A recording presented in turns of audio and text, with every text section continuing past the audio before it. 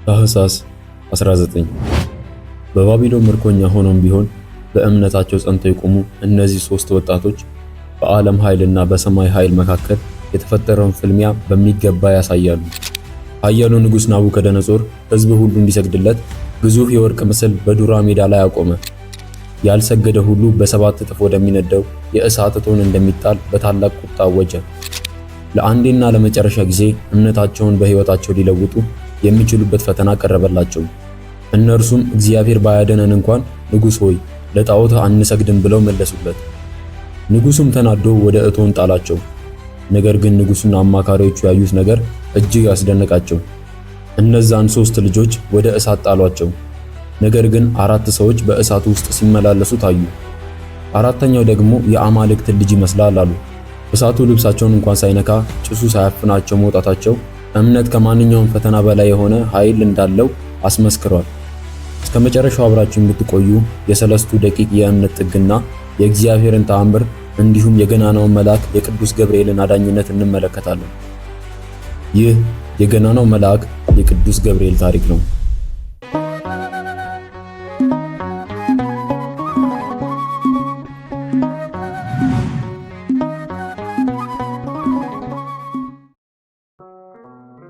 ከጥንት ዘመናት ግርዶች ተሻግሮ በእምነትና በፍርሃት በንጉሳዊ ትእዛዝና በሰማያዊ ጣልቃ ገብነት መካከል የፍርሃትና የተአምር ታሪክ ነው።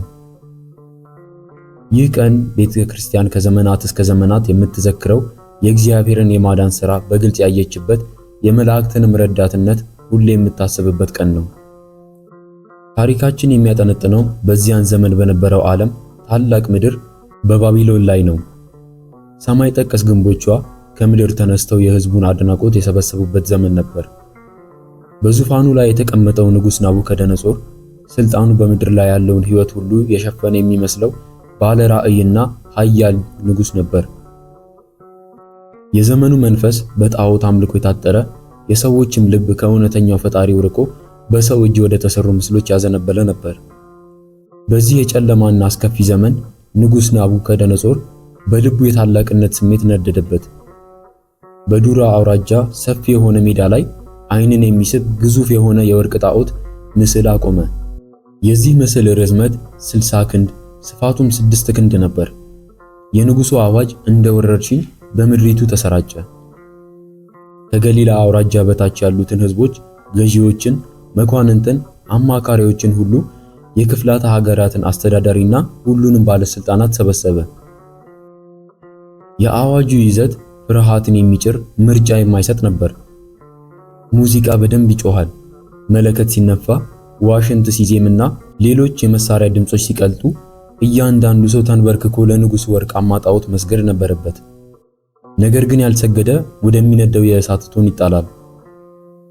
ይህ በምድር ላይ ያለውን የሰው ኃይል ታላቅነት ያሳየ፣ አማራጭ የማይሰጥ የሞትና የሕይወት ውሳኔን በቅጽበት የሚያስገድድ ትዕይንት ነበር። የሰዎች ልብ በፍርሃት ተዋጠ። በዚህ ሁሉ ግርግርና አስገዳጅ ስግደት መካከል ልባቸው በእውነተኛ አምላክ ፍቅር የታተመ ሶስት ወጣቶች ነበሩ። ስማቸውም አናንያ ሲድራቅ፣ አዛርያ ሚሳቅ እና ሚሳኤል አብድናጎብ ነበር። እነዚህ ሶስቱ ደቂቅ በእምነታቸው ጽናት የተመሰከረላቸው፣ በእግዚአብሔር አዳኝነት የተማመኑ ነበሩ። የንጉሡ አዋጅ በተነገረበት ቅጽበት የሙዚቃው ድምጽ ሲቀልጥ ሕዝቡ ሁሉ በፍርሃት ተውጦ ሲንበረከክ፣ ሶስቱ ወጣቶች ግን ቆመው ቀሩ። በዙሪያቸው ያለው ተአምር በታላቅ የውሸት አምልኮ ውስጥ ሲሰምጥ፣ እነርሱ ግን መንገዳቸውን አልለወጡም። በሺዎች የሚቆጠሩ ሰዎች የጣዖቱን እግር ሲነኩ፣ የሶስቱ ዓይኖች ግን ወደ ሰማይ ከፍ ብለው ተመልክተው ነበር። ይህን ሁኔታ ማየት ማለት ከሞት ጋር በአካል መጋፈጥ ማለት ነው። የንጉሡን ትእዛዝ መጣስ ማለት የባቢሎንን ስልጣን መገዳደር ማለት ነበር። ነገር ግን በእግዚአብሔር የሆነ ሰው ምንም ነገር አይፈራምና የዚህ ዓለም ኃይልና ስልጣን በእውነተኛው እምነት ፊት ምንም እንደማይሆን በልባቸው ያውቁ ነበር። ይህ ሁኔታ የማይታመን ወሬ ሆኖ በፍጥነት ወደ ንጉሡ ናቡከደነጾር ጆሮ ደረሰ። ንጉሡ ስልጣኑን የተዳፈረ ሰው በመኖሩ እጅጉን ተናደደ። ቁጣው ከቁጥጥር ውጭ ሆነ። ፊቱ በንዴት ተኮማተረ፣ ዓይኖቹ ደም ለበሱ። እንዲህ ያለ ነገር በባቢሎን ግዛት ውስጥ ታይቶ አይታወቅም። ናቡከደነጾር ወዲያውኑ ሦስቱን ወጣቶች ወደ እርሱ እንዲያመጡለት አዘዘ። ወጣቶቹ በንጉሡ ፊት ቆሙ። የንጉሡ መልክ በቁጣና በንዴት ተሞልቶ ነበር። በእጁ የያዘው የሥልጣን በትር ከወርቃማው ጣዖት ያነሰ እንዳልሆነ በዓይኑ ይናገር ነበር። ንጉሡ የመጨረሻውን ዕድል ሊሰጣቸው ወሰነ። የጭሱ ጥቁረት፣ የነበልባሉ መብረቅ፣ የሙቀቱ ወላፈን የሞት ቅዝቃዜን በልባቸው ውስጥ እንዲያሰማ ሆነ። ንጉሡ በቁጣ በተሞላ ድምፅ እንዲህ አለ። ሲድራቅ፣ ሚሳቅ፣ አብድናጎ እናንተ አምላኬን ታመልኩ ዘንድ እኔም ላቆምኩት የወርቅ ምስል ትሰግዱ ዘንድ አሁን የተዘጋጃችሁ እንደሆናችሁ መልካም ነው።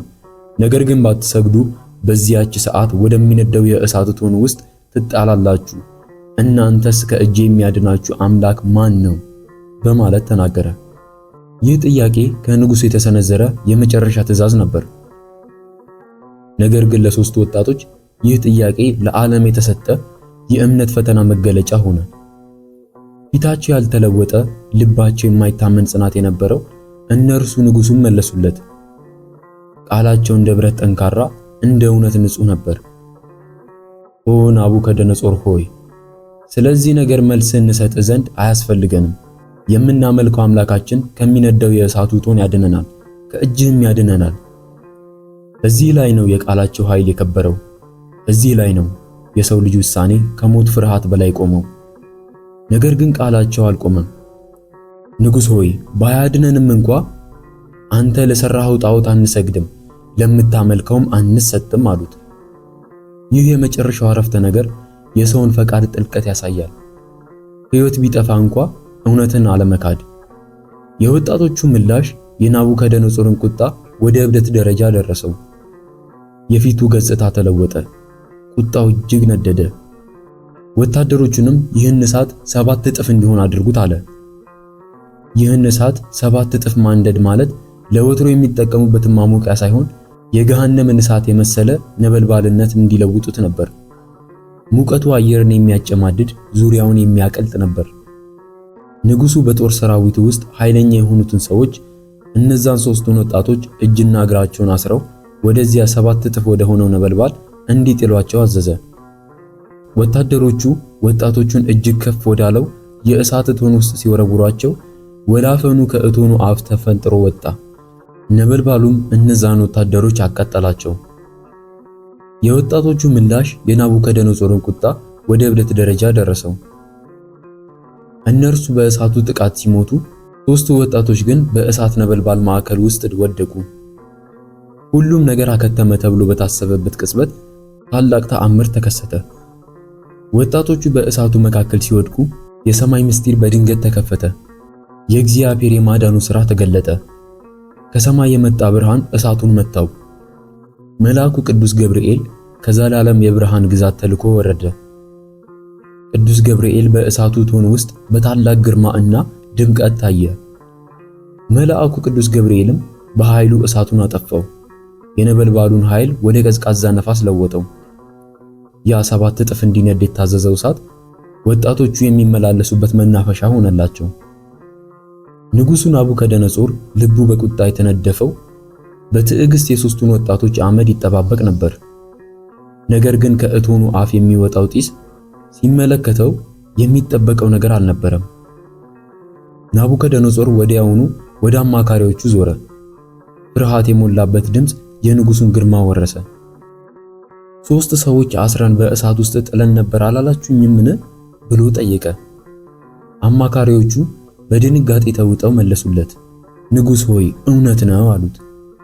ንጉሡ ግን እሳቱን በዓይኑ ያየ፣ ድምፁ እየተንቀጠቀጠ እንዲህ የሚል ቃል ተናገረ። እነሆ እኔ የተፈቱ በእሳቱን መካከል የሚመላለሱ 4 ሰዎች እያየሁ ነው። ምንም አላቆሰላቸውም። የአራተኛውም መልክ የአማልክትን ልጅ ይመስላል አለ። የባቢሎን ንጉሥ የዚህ ዓለም ኃይል ሁሉ ባለቤት የሆነው ለመጀመሪያ ጊዜ እውነተኛውን ኃይል ተመለከተ። ያሰረው ገመድ ተፈቷል። እሳቱ አላቃጠላቸውም። የአራተኛው ሰው የግርማ ሞገስ የመለኮታዊ ብርሃን ነጸብራቅ ነበር። በዚያ ቅጽበት የዓለም የሥልጣን ተዋረድ ተገለበጠ። ንጉሡ በሰማያዊ ጣልቃ ገብነት ፊት ተንቀጠቀጠ። ናቡከደነጾር በፍርሃትና በአድናቆት ልቡ ተወጥሮ ወደሚነደው ወደ እሳቱ ቶን በር ቀረበ። ያ እሳት አሁን የፍርሃት ቦታ ሳይሆን የእውነተኛ አምላክ መገለጫ ስፍራ ሆኗል። በአክብሮትና በፍርሃት በተሞላ ድምፅ ጮሆ ተናገረ። እናንተ የልዑል አምላክ ባሪያዎች ሆይ፣ ሲድራቅና ሚሳቅ አብድናጎም ሆይ ኑ ውጡ አላቸው። በንጉሡ ትእዛዝ ሳይሆን በእግዚአብሔር ፈቃድ ሦስቱ ወጣቶች በእሳቱ ያልተነካኩ ከእሳት መሃል ወጡ። በቦታው የተሰበሰቡት ሁሉ መሳፍንቱ፣ ሹማምንቱ፣ አዛዦቹና የንጉሡ አማካሪዎች ተሰበሰቡ። እሳቱ በሰውነታቸው ላይ ምንም ኃይል እንዳልነበረው አዩ። የራሳቸውን ጠጉር እንኳን አልነካም፣ ልብሳቸውም አልተለወጠም። ከሁሉም በላይ የእሳቱም ሽታ አልደረሰባቸውም። ይህ ተአምር የባቢሎንን ዓለም ገለበጠው። እውነተኛው ኃይል የንጉሥ እጅ ሳይሆን የሰማይ ጣልቃ ገብነት የእግዚአብሔር ሥራ እንደሆነ አሳይቷል። ናቡከደነጾርም ተመልሶ እንዲህ ሲል አወጀ። ድምፁ ከቁጣ ወደ ምስጋና ተለውጧል። መልአኩን የላከ ከአምላካቸውን በቀር ማንም አምላክ እንዳያመልኩ ለእርሱም እንዳይሰግዱ ሰውነታቸውንም አሳልፈው የሰጡትን የንጉሡንም ቃል የተላለፉትን በእርሱ የታመኑትን ባሪያዎቹን ያዳነ የሲድራቅና የሚሳቅ የአብድናጎ አምላክ ይባረክ በማለት መለሰ። ከዚያም የማይታመን አዋጅ አስተላለፈ። እኔም እንደዚህ የሚያድን ሌላ አምላክ የለምና በሲድራቅና በሚሳቅ በአብድናጎም አምላክ ላይ የስድብን ነገር የሚናገር ወገንና ሕዝብ በልዩ ልዩም ቋንቋ የሚናገሩ ይቆረጣሉ፣ ቤቶቻቸውም የጉድፍ መጣያ ይደረጋል ብዬ አዝዣለሁ አለ። የእግዚአብሔር የማዳኑ ሥራ ሲገለጥ ቅዱስ ገብርኤል ሲታይ የባቢሎን ንጉሥ አዋጅ ተሻረ። የመላእክት አገልግሎት በምድር ላይ ያለውን የሥልጣን ኃይል ገድቦታል። በዚህም ምክንያት ንጉሡ ሲድራቅና ሚሳቅና አብድናጎብን በባቢሎን አውራጃ ውስጥ ከፍ ከፍ አደረጋቸው። የሦስቱ ወጣቶች ታሪክ በዓለም ሁሉ ተሰማ። የእምነት ጽናት ከሞት እንደሚያድን፣ እውነተኛው አምላክ ደግሞ በነበልባሉ ውስጥ እንኳ ከባሪያዎቹ ጋር እንደሚሆን በግልጽ አሳይቷል። ይህን አስደናቂ ታሪክ የምናስታውስበት በታኅሳስ 19 ቀን በቤተ ክርስቲያናችን የገናናው መልአክ የቅዱስ ገብርኤልን ተራዳይነት በታላቅ ድምቀት በምታከብርበት ዕለት ነው። የሰለስቱ ደቂቅ ጽናትና የገናናው መልአክ የቅዱስ ገብርኤል አስደናቂ ማዳን የእግዚአብሔር ክብር ለዘመናት የሚናገር ታሪክ ሆኗል። ወስብሐት ለእግዚአብሔር ወለወላዲቱ ድንግል ወለመስቀሉ ክቡር አሜን።